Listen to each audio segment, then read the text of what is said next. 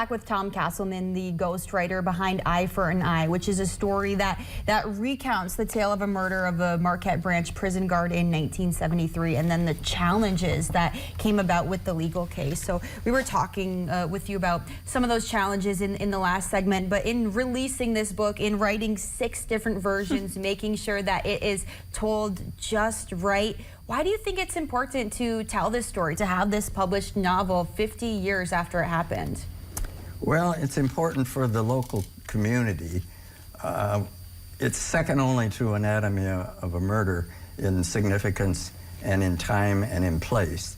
The problem with challenges with this trial, for example, was in 1973, if you counted all of the judges and all of the lawyers, no matter what kind they were, justice of the peace, there were only 20. So who was going to be, that took about 50% of the lawyers to be involved in this case. Sure. An example of a real challenge was to pick a jury. 120 prospective jurors were called to be proposed jurors.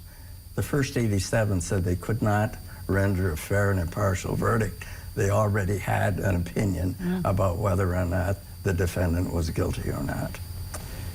Then came the problems with, this is a small community. The prosecutor has 18 to 20 challenges. He can say, I don't want you to serve on this jury without saying a reason. The defense has the same number of times. The defense used all of theirs. The prosecution used 10. The reason was everybody knew Mr. Adamini. They were either going to school with his wife, who was a teacher in Gwen. They were friends of his, best friends of his. Some of the prospective jurors who eventually sat said, I know the detectives from the state police in this case. They helped me in my case, so I'm for them. Well, of course, the defense said, how can we have a fair trial with that kind of circumstance? The judge said, this is how it works. I'm going to ask you, I know you know something about the case, I know you know the prosecutor, but can you set that aside?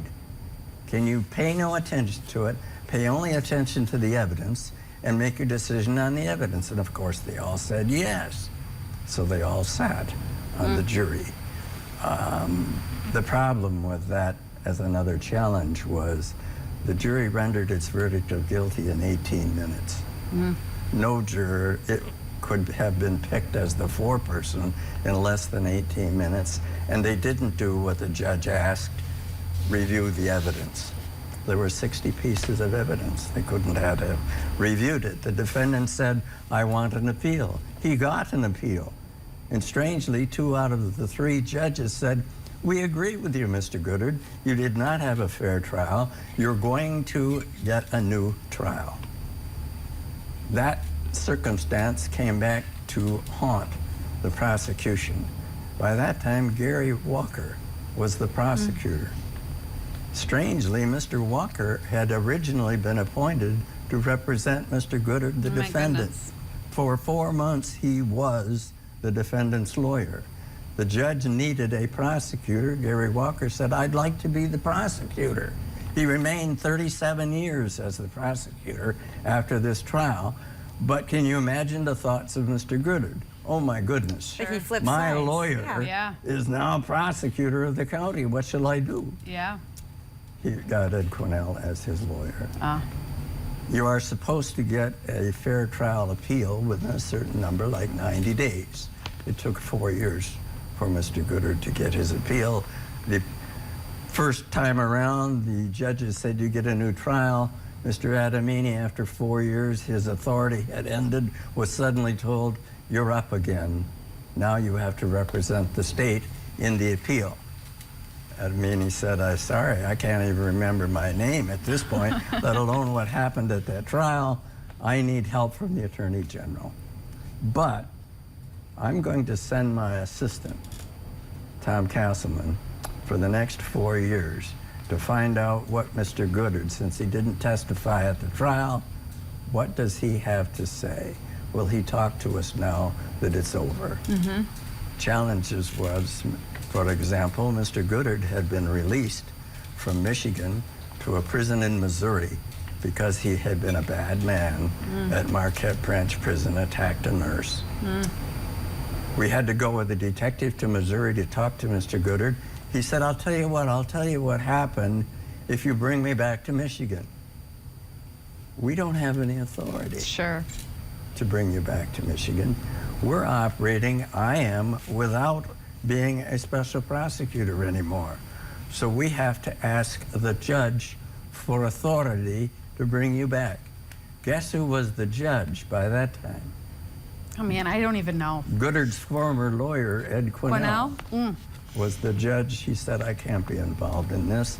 I'll give the matter over to Judge McDonald, who gave us authority. This is sounding like a Lifetime drama. No wonder it took 6 different versions to get this book published. That's And I think this is something that people are just going to have to read for themselves. Because there's a lot of details, a lot of information, a lot of switching of lawyers and judges and sides. And I know that this book does serve as a fundraiser as well.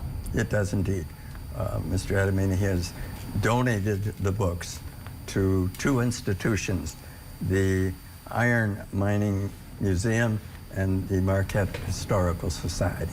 They receive the profits from the books.